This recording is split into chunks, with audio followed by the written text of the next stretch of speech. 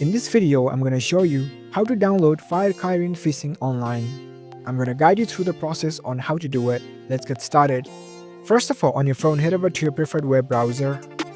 Once you're on your browser, tap on the search bar and search for Firekirin Phishing online. In the search results at the top, you will see the website link like this.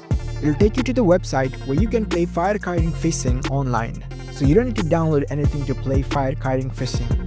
You can simply go to this link. You will see this kind of interface. And in order to play this Firekirin Phishing online on the web, over here you can see the Play Now option.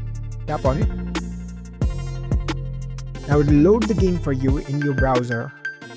So that's the easiest way to play Firekirin Phishing online instead of downloading the app. Now you can log into your account and play this game.